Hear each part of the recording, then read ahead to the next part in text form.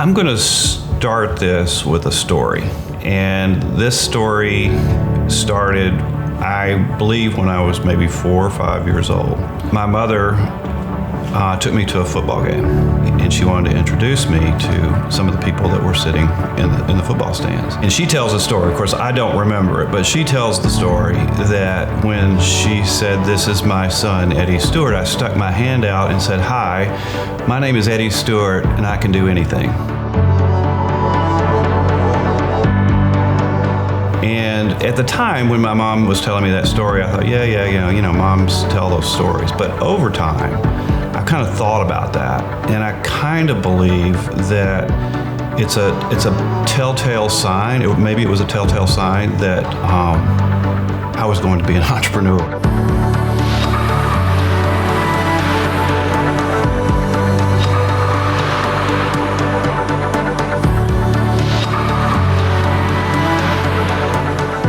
Like a lot of young boys, I love planes and trains and automobiles and even buses. I remember loving buses as a kid. So I remember, having a real keen interest in transportation.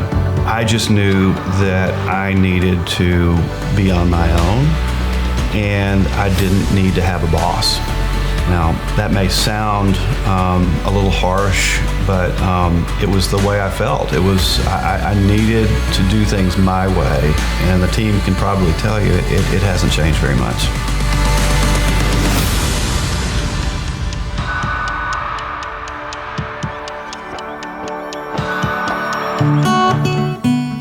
The beginning really was just me.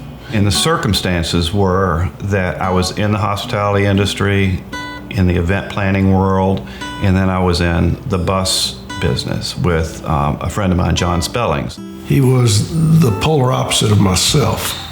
He was calm, methodical, thoughtful, and kept stability in the organization. When I hired him, we had a 10 or 15,000 person convention here in Nashville, and he just took charge, managed the bus fleets, managed the drivers, got it organized, and up to that point, that was the biggest single movement that I'd ever been involved in. I've been in the bus business for numbers of years. The group that was going to host it the next year in Orlando asked if I would do it for them there. Well, at that point, I was not in business. Of course, I did a proposal and sent it to them, and they accepted it. So now I have a business. John Spellings, who I mentioned, who I was working for at the bus company, was kind enough to give me an office in the building, no rent, and pay me $1,000 a month to consult with him. So now I had basically 2 clients. He helped me jumpstart an idea and a concept, the business model that we had. And he took care of me, and I tried to take care of him. It's pretty simple. I had a small family, 2 young children when this happened, and so that was really my first impulse. Was I made to make sure I did something to help my children have things that I didn't have. That was very important to me. So I guess I would have been 5 when he started the company, and I remember for a long time, if we were able to go out to dinner, my dad would always make us say when he was signing the bill, "bus," and that was our way of acknowledging that his company was helping us to have this lifestyle and to be able to go out to dinner. And my sister and I used to get so annoyed, be like, "Oh, Dad's gonna make us say bus again, why? We don't understand what he does, but bus." About 6 years that I was just grinding and doing things on my own. It was me, a desk, a computer, and one office, if you want to call it that. But I remember teaching Eddie how to use a computer, and it was the blind leading the blind. I remember him sitting back in that little office with his hunt and peck, writing out his proposals, and I was probably driving him crazy, sitting somewhere over in this vicinity with my guitar screaming at the top of my lungs, and didn't really have a staff of any note. And so you said, "Will you come out to Opryland?" And you said, "All I need you to do all I need you to do is you stand outside here in the circle and don't let anybody park here. This is where the buses are going to be coming in. I said, I can probably handle that. I'm standing out in the parking lot and this limousine pulls up and out steps Reba McEntire. And she is in full pistol mode. I mean, she looks like Reba. And she jumps out and I go, Miss McEntire, you can't park there. She looked at me and she said, the hell I can't. And I went, yes, you're right. This is your spot right here. So I don't think Eddie ever asked me to help again. You never worked for me again after that. That wasn't going to be that's my level of expertise. Lead by example. That's what great entrepreneurs do. Don't be afraid to shovel the snow.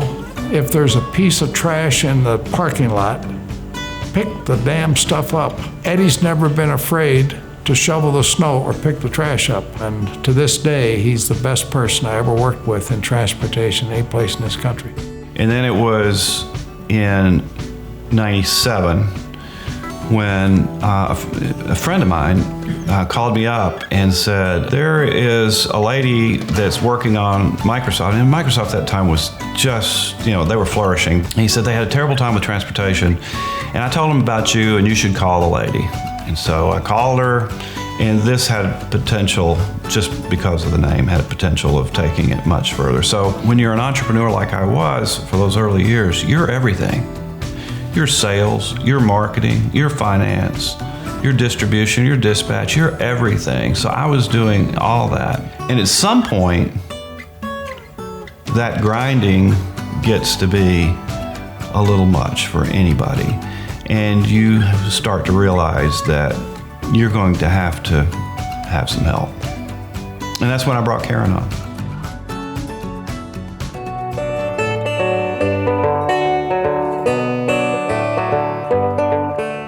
He said, I have this opportunity to get this really big client, and if I get them, I'm going to need some help. Will you help me? And I said, okay. So he paid me $160, and I drove from Murfreesboro 3 times a week, and my child care cost $165. She never told me that. I didn't know that story for probably 10 or 15 years. So that loyalty quality that she had is just so special. It was just a big relief to have somebody. Sometimes opportunities don't come with giant paychecks and perks and benefits and all of that, but they just start with trust. And that was Microsoft in 1997. And that was pretty incredible to be asked to be a part of planning something like that. It was also terrifying. And then right behind that, 98 State Farm Insurance came along. And that 97, 98 time frame just completely changed the trajectory of our business. And the important thing you have to do is you've got to get, and no pun intended, but you've got to get the right people on the bus.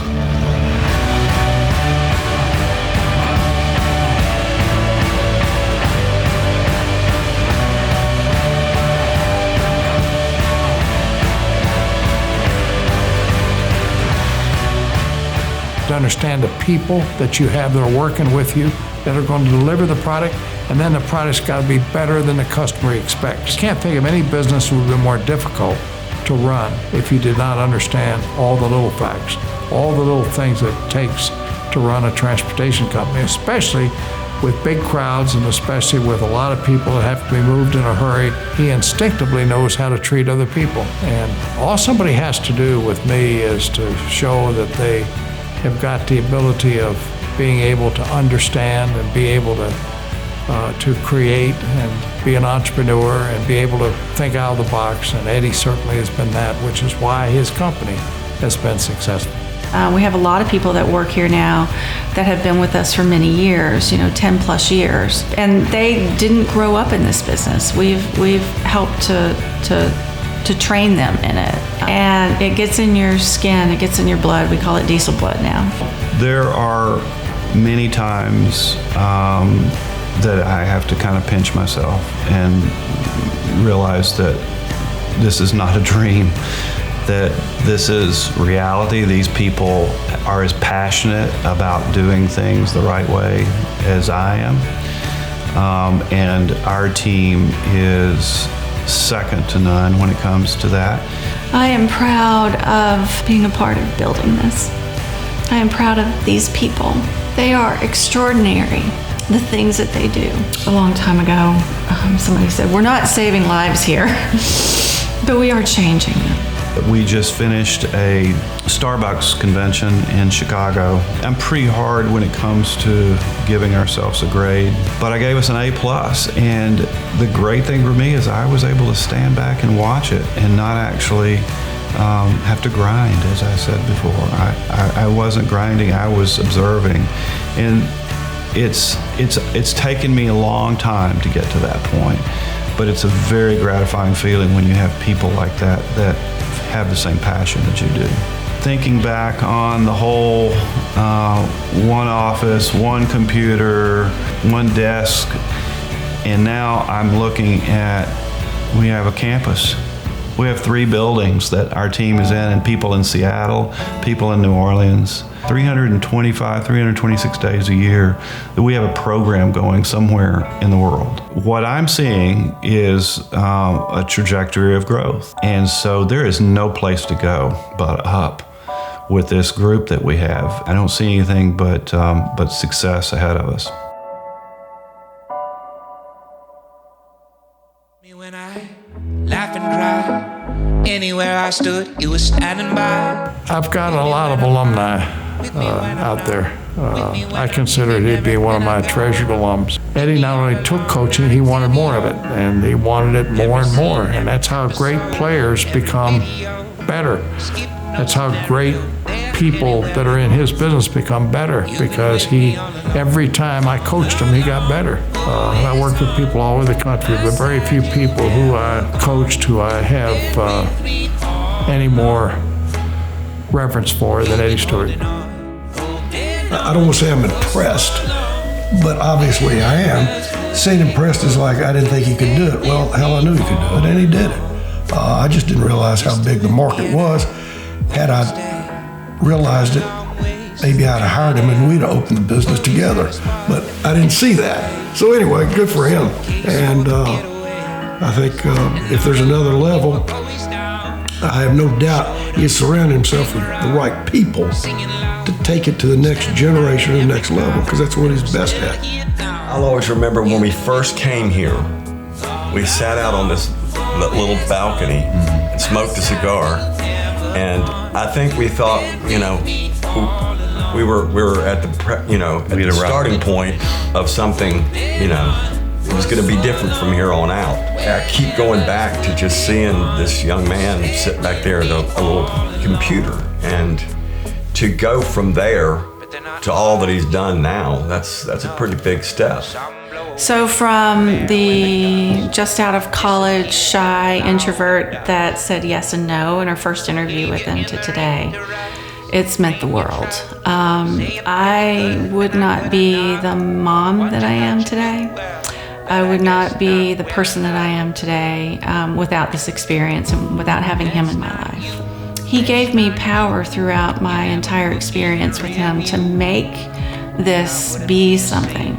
He allowed me to create a culture. He allows me freedom to also be an entrepreneur right along beside him. That is really rare, and I am so grateful for that. Is there anything else that you want to say? That I'm proud of him. Yeah, I'm proud of him. And I've enjoyed working for him. We're probably closer than we've been in a lot of ways, because we see each other all the time. And I appreciate that, so.